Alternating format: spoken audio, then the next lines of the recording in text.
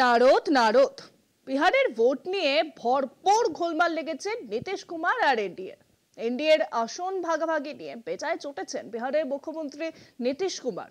জেডিইউর একাধিক আসনে প্রার্থী ঘোষণা করেছে বিজেপি, আর তাতেই মাথা খারাপ হয়েছে নীতিশ কুমারের।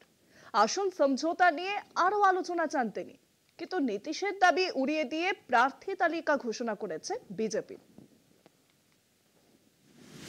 বেজায় চটেছেন নীতিশ কুমার। তাঁর আপত্তি সত্ত্বেও প্রথম দফায় প্রার্থী তালিকা ঘোষণা করে দিয়েছে বিজেপি।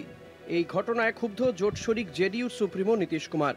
জোটের আসন সমঝোতা নিয়ে আরও আলোচনা চেয়েছিলেন এনডিএ শিবিরের মুখ্যমন্ত্রী নীতিশ, কিন্তু তাঁর দাবি ফুৎকারে উড়িয়ে মঙ্গলবার বিজেপি দিল্লি থেকে একতরফাভাবে প্রথম দফার ৭১ জন প্রার্থীর তালিকা ঘোষণা করে দিয়েছে। নীতিশের ক্ষোভ, বিজেপির ৭১ জনের প্রার্থী তালিকায় এমন একাধিক আসনে বিজেপি নিজেদের প্রার্থী দিয়েছে যে আসনগুলিতে চেয়েছিল নীতিশ কুমারের দল। এমনকি জেডিইউর কোটার আসন চিরাগ পাসওয়ানকে দেওয়া হয়েছে। রেগে গিয়েছেন নীতিশ কুমার। নীতিশের আপত্তি সত্ত্বেও প্রার্থী তালিকা ঘোষণা বিজেপির। আসন সমঝোতা নিয়ে আরও আলোচনা চেয়েছিলেন নীতিশ কুমার। নীতিশের দাবি উড়িয়ে প্রার্থী তালিকা ঘোষণা বিজেপির। জেডিইউর ভাগের আসনে প্রার্থী দিয়েছে বিজেপি। নীতিশের অভিযোগ, জেডিইউর কোটার আসন গিয়েছে চিরাগ পাসওয়ানের হাতেও। বিশেষ কিছু আসনে সিদ্ধান্ত পুনর্বিবেচনা করতে নীতিশ বলেন বিজেপিকে। নীতিশের অনুরোধ পাত্তা দেয়নি বিজেপি। জেডিইউকে আর বড় ভাই মানতে চায় না বিজেপি। এনডিএর আসন সমঝোতা ফর্মুলাতে তা প্রমাণিত।